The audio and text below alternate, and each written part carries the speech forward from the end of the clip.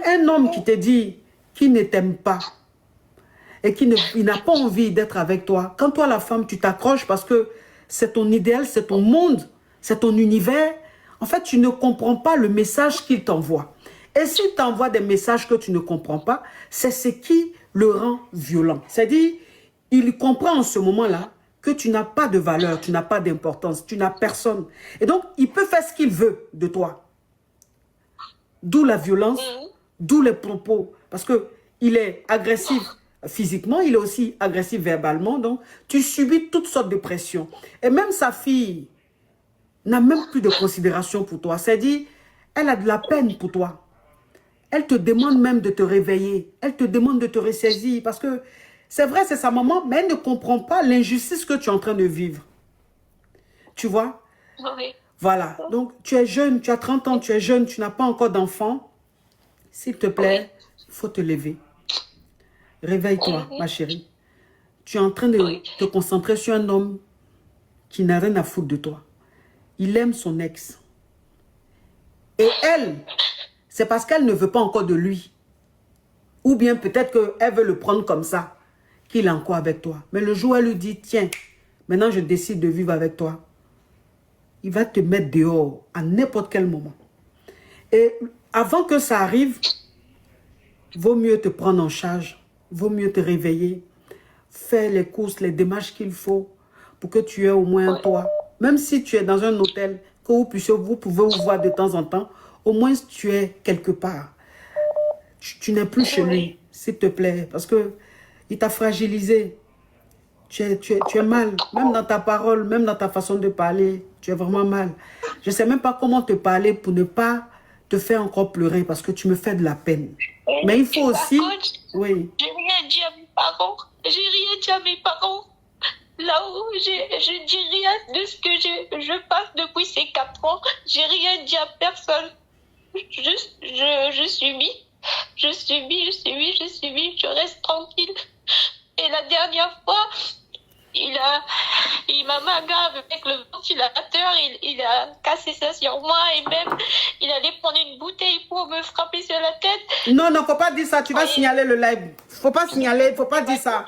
Je comprends, c'est arrivé à un niveau où vraiment il n'y a pas de limite. C'est arrivé à un niveau où il n'y a pas de limite, il fait ce qu'il veut. Voilà, c'est dit que quand tu veux plus ton chien, que ton chien traîne devant chez toi, tu fais ce que tu veux de lui.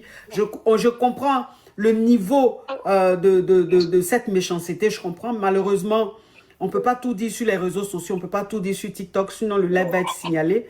Mais je comprends ce que tu vis. Je comprends ce que tu vis. Et tes parents ne savent même pas ce que tu es en train de vivre. Si ça se trouve, ils ne voulaient même pas que tu vives avec ce monsieur-là. Mais tu t'es entêté parce que tu l'aimes. C'est pour ça qu'on dit souvent, il faut écouter ses parents. Voilà. C'est dit aujourd'hui, tu vois que tes parents ont raison. Mais comment revenir en arrière? Tu ne peux pas. Comment aussi aller leur dire ce que tu vis? Tu ne peux pas. Parce que tu t'es entêté pour être avec lui. Tu ne les as pas écoutés. Tu leur as tourné le dos.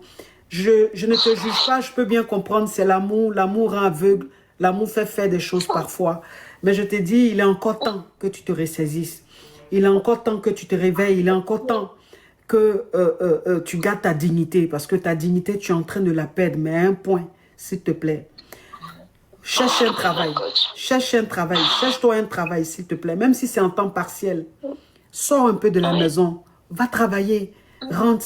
Tu es tout le temps à la maison. Le mec, partout où il va, même quand il rentre, tu es toujours là. Tu vas nulle part. Tu fréquentes personne. Tu n'as pas d'amis. Tu n'as pas de famille. Tu n'as pas d'entourage. Il n'y a que lui. Donc, il est étouffé. Il est étouffé, ma chérie. Donc, pardon, reprends-toi, s'il te plaît. Il faut te reprendre. Sinon, c'est pas bon. S'il te plaît. Tu as compris? Oui, va chercher du boulot. Merci. Faut postuler. Oui, faut postuler. Je suis vraiment désolée. Je suis vraiment de tout cœur avec toi. Ça va aller. Mais pour que ça aille, il faut que tu te lèves. Je ne pourrais pas le faire à ta place. Tu comprends? C'est toi, tu es maître de ton destin. C'est toi qui changes ton destin. Personne d'autre ne peut le faire. Il faut te lever. Dans les supermarchés où tu vas, dans les pharmacies de ton quartier, les arrêts de bus, partout. Il faut écrire comme ça des petits mots. Et tu colles pour dire que tu cherches du boulot. Sortie d'école, c'est la rentrée. Donc, il faut dire sortie d'école ou des heures de ménage ou je ne sais quoi. Mets comme ça partout. Les gens vont t'appeler. Au moins, même si tu as 4, 5 heures par jour de sortie d'école ou bien même de ménage, Au moins, tu fais quelque chose. Ton cerveau sert à quelque chose. Ça te permet d'avoir un peu d'argent, s'il te plaît. Et puis, c'est que tu es en train de... tu prends avec lui juste pour lui faire plaisir. Il faut arrêter, s'il te plaît. Il faut arrêter de prendre ça. Oui. Tu as compris? Il faut arrêter de... C'est pas bon, ça va te détruire. Il faut arrêter de prendre ça. Oui. C'est pas ce que tu vas faire qui va rester avec toi. Tu vois, tous ces sacrifices que tu fais, malgré ça, il te traite mal. Donc, un homme, qu'est-ce qu'on peut faire pour un homme pour vraiment le satisfaire? Rien. Tout ce que tu peux faire pour un homme, c'est de penser à toi d'abord. C'est ton épanouissement personnel. Quand tu penses à toi d'abord, quand tu te dis que moi d'abord, cet homme-là, tout de suite, il est accroché à toi. Parce qu'il voit que c'est toi d'abord. Mais quand tu montres à un homme que c'est lui avant toi, il te traite comme du n'importe quoi. Il te traite comme du n'importe quoi. Tu ne mérites pas ça. Tu comprends, ma chérie? Reprends-toi, s'il te plaît. Hein? Faut te reprendre. Oui, ma coach. Je compte sur toi. Je compte sur toi et j'attends que tu rappelles d'ici quelques mois pour me dire que tu as un travail et que tu t'es reprise et tout. Oui, je veux être fière de moi-même et je veux que tu sois fière de moi quand je vais t'appeler. Je serai fière de toi. Je sais que je serai fière de toi. Si tu as eu la force de m'appeler pour m'expliquer, c'est parce que tu as envie. C'est le moment. Tu as envie de te lever. C'est l'heure a sonné. Et donc, tu as ma force. Je te soutiens. Je suis avec toi. On se lève ensemble. Il faut te battre. Tu es une caviar. Une caviar ne pleure pas comme ça pour un homme. Une caviar ne souffre pas comme ça pour un homme. C'est pas possible. Hein? Et c'est moi la caviar qui avait chanté pour Maman Cathy la dernière fois sur Twitter. Tu vois, tu as une belle voix comme ça. Et puis, regarde comment un Gougandais est en train de détruire ce beau talent. Il faut te lever, ma chérie. Je compte sur toi. Et je t'attends dans 3-4 mois pour ton témoignage. Merci, ma coach. Bisous, ma Merci petite. Bisous. beaucoup. Courage à toi. Bisous. Bisous.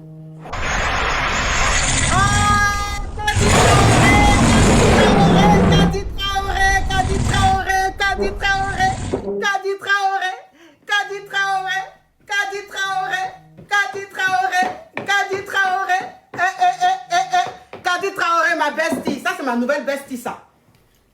Kadi Traoré, c'est ma nouvelle bestie. Kadi Traoré, il faut que... tout à l'heure, il faut qu'on se voit parce que j'ai quelque chose à te dire. J'ai un affairage à te faire. Le monsieur là, il faut que toi, moi, on le critique parce qu'il m'a fait quelque chose là. Tu vas me dire ce qu'il faut que je fasse parce que, franchement, voilà, c'est le mariage, mais tant qu'à faire quoi. Il y a un moment donné, quoi, tu vois. Mais je vais t'expliquer tout à l'heure. Allô?